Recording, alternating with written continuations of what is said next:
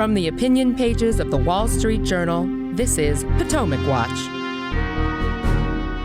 First Republic Bank is seized by regulators and much of its operations sold to JPMorgan Chase as the Supreme Court takes a case that could end Chevron deference to administrative agencies. Welcome, I'm Kyle Peterson with the Wall Street Journal. We are joined today by my colleagues, columnists Alicia Finley and Kim Strassel. First Republic, based in San Francisco, lost about $100 billion in deposits during a run in March, the Journal says. That was after the collapse of Silicon Valley Bank. First Republic was then helped out by the too-big-to-fail crowd, which deposited $30 billion in an effort to restore confidence. But nevertheless, early Monday, First Republic was seized. This is the second largest bank failure in U.S. history. Let's start with a clip of Jamie Dimon on a call with reporters explaining how the First Republic deal was done. No crystal ball is perfect, but yes, I think the banking system is very stable. A lot of the deposit outflows because of quantitative tightening. It wasn't because these people are having runs. There are only so many banks that are offsides this way, and I think this is, there may be another smaller one, but this pretty much resolves them all. But this part of the crisis is over. We support and want community banks and regional banks. You need big banks too, and to do the type of business we do around the world for our larger clients. And banks will consolidate. You're going to have all of that taking place. But you should ask the bank regulators what their real view is of consolidation. So under the terms of the deal, JPMorgan will assume all of First Republic's $92 billion of deposits, most of its assets, about $173 billion in loans, $30 billion in securities, again, according to the Wall Street Journal's reporting. There's also some loss sharing with the Federal Deposit Insurance Corporation. Alicia, can you give us a sense of what sank First Republic, and what do you make of this fire sale deal? First Republic was actually somewhat similar to Silicon Valley Bank. It had a highly concentrated deposit base, and much of which, I think 2/3 of which were uninsured. That means they had deposits over $250,000. And what that essentially means is that they're very mobile. And so First Republic's deposit base was principally comprised of wealthy clients. Its deposits and its assets had almost quadrupled over the last 4 years.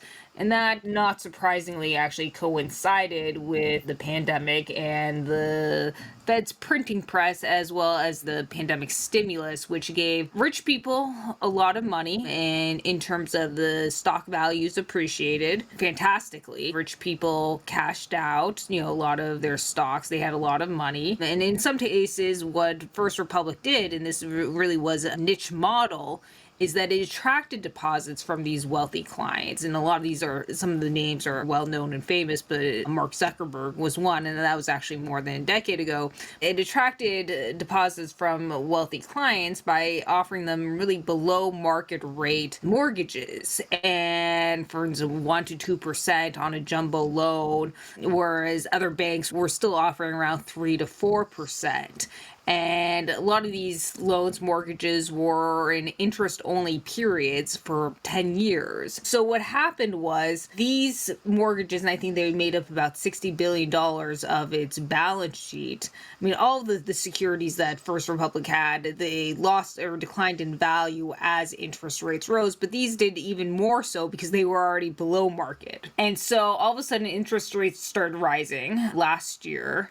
And some of the deposits, the wealthy depositors, started moving their money into, higher yielding treasuries, money market funds. And then this essentially accelerated when the Silicon Valley Bank went bust. In March, all of a sudden, wealthy customers realized, oh shoot, First Republic is susceptible to the same problems as Silicon Valley Bank. And so a lot of the wealthy clients there started moving their money out because they didn't want their money stuck in a failed bank in case that the FDIC didn't come sweep in and guarantee the deposits, as it ended up doing so for Silicon Valley Bank. So what you had was basically a lot of their increasing markdowns on their portfolio. I think it was reported they had about $27 billion out of unrealized losses. and a deposit base that was rapidly shrinking. The big banks, as you mentioned, came in, deposited about $30 billion. But the issue there is that First Republic still has to pay, has to borrow, right?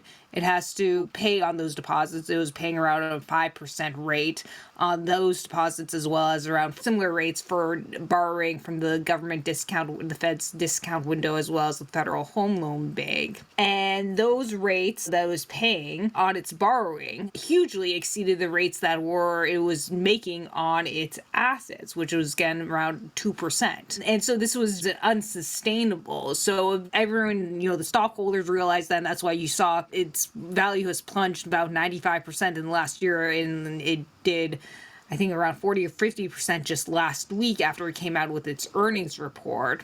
And so essentially what happened is the FDIC came in and held an auction over the weekend, because you preserve more value when you sell off the assets sooner rather than later, and JPMorgan ended up being the winner of the auction. One thing that's notable about that, though, is the First Republic resolution reportedly is going to cost the FDIC an estimated $13 billion, and compare that to Silicon Valley Bank, $20 billion.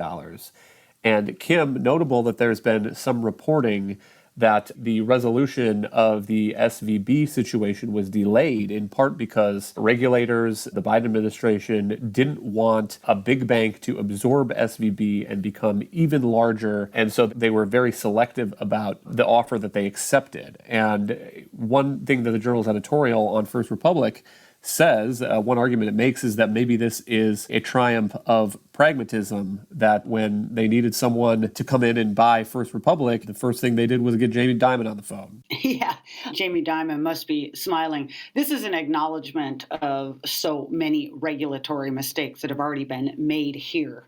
If you go back in Silicon Valley Bank's case, the reporting was that they were ideologically opposed to the idea of a bigger bank taking over this. The Elizabeth Warrens of the world do not like bank consolidation. Anything big is bad. But one result of the fact that they did that was that the FDIC had to take more losses in order to entice a smaller player to come on board. And once again, acknowledge that mistakes were going to lead to essentially taxpayer backstop losses in terms of what the FDIC covers. And so the reporting is that JPMorgan here beat out bids from 3 smaller lenders. And one of the reasons why was because those other banks didn't necessarily want to take on all of its mortgages. And as a result, the FDIC didn't have to take on as much risk itself by going with JPMorgan. But let's also just talk more broadly as well. Why are both of these banks in these situations? This was essentially a kind of run on a business model. But the question was, why was that business model not picked up and something done about it by the Fed and other regulators earlier in this process? There were plenty of people in the marketplace who were seeing that there was a problem here. There was warning signs going months back. And, I find it amusing that the Fed in a recent report basically acknowledged, there were things that we missed. But then their argument is, and that's why we need more power now. No, we have some laws on the books that we've passed. They have some good parts, bad parts, but the regulators have all the ability they need to step in and do something. So it's good to see here that somewhere along the line, a little bit of common sense kicked in.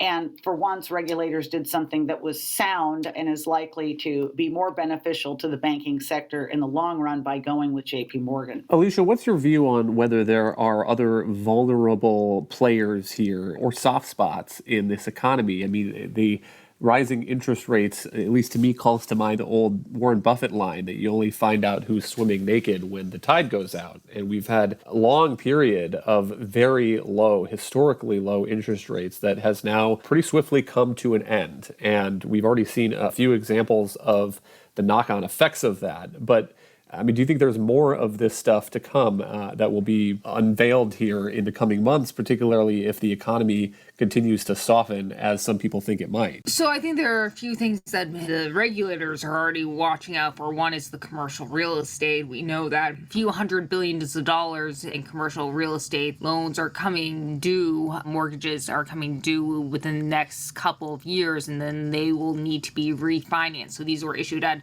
really rock bottom rates, and Now, as rates have risen, they will become substantially more expensive. So I think a lot of people are already expecting some defaults in the commercial real estate. And when we're talking commercial real estate, it's a very broad category. We're focusing probably more on the office space rather than the multi-family housing. So rather than apartment buildings, which still seem to be holding up pretty well. So commercial real estate is one area. And I guess for one thing, we should probably be pretty glad that it seems that the banking sector, banks aren't overly exposed to that. I think the regional banks may hold about 14% of the commercial real estate. I mean, there is some concern for certain banks like First Republic that were heavily invested in certain areas like New York, San Francisco, and they may be more susceptible, vulnerable to falling values and defaults than some of the others. Leveraged loans, and these are kind of business loans that carry variable rates. Private equity companies often use them in corporate buyouts. And those could also be very susceptible, again, to rising rates because the rates are variable. Junk bonds, I mean, the yields on those have increased, which suggests that investors are expecting some defaults in those areas too, because, again, as they come due, they're going to have to be refinanced. And these are already, some of these are already distressed companies and are going to have trouble doing that as the credit markets tighten. I mean, we saw last week Bed Bath & Beyond went bankrupt because it just couldn't essentially raise any more capital or borrow at the existing rates. So I think you are going to see some more business bank, corporate bankruptcies. Vice Media, there's now, talk Vice Media may file for bankruptcy. A lot of the construction companies, there's been speculation that they're going to be increasing construction firm loans, which is kind of surprising in one way because, the housing market has been doing pretty well and there's a lot of demand there, but the interest rates do weigh heavily on those kinds of firms. So you could see some more bankruptcies there. I don't know how this is going to play in the financial system and how it's going to ripple through, but banks are going to have to take a haircut. Kim, do you suppose any of this changes thinking at the Federal Reserve? Fed officials are meeting again this week, and the consensus seems to be that they intend to raise interest rates again, though some talk about whether they will signal after the meeting that they will take a pause. And Kim, I know that's kind of an unknowable question, but it is a big one, and the one I suppose we've asked repeatedly in recent months as the Fed gets ready to meet. At what point do they look at the inflation numbers, which are coming down a bit, but not as much as they would like, and the economic numbers, which seem to be slowing, and how do they make that balance? Yeah, I'm going to look to see not only they deliver sentiment that they may engage in a pause, but what also comes with that. If they suggest that it might be a longer term one, a shorter term one. Look, the reality is that interest rates remain way too high. They are very far from what the Fed wants as their target rate. Usually you have to get federal funds rate up to about the inflation rate in order to make a difference. They're still not there yet. We also have regulators and the Feds, everybody's projecting that all is well and fine in the banking industry. Well, if that is indeed the case, then they ought to be raising rates. I think what you're seeing here in this suggestion that there might be a pause, I mean, it could be based on some sort of data or modeling, but I think you have to at least raise the question of whether or not it isn't the result of what is now a kind of almighty scream and pressure campaign that's coming from the Wall Street and from markets. The Dow Jones, I last looked at it, was down about 400 points in anticipation of tomorrow, sending the message that everybody is so worried about another interest rate hike. You're getting the political class weighing in, saying, look at all the people who can't afford homes, etc. I mean, there's going to be pressure on it to stop. Now, if it pauses because it simply wants to see where things are for a bit, that's one thing. If it suggests that it's now done, that could be very, very problematic for the economy in the long term.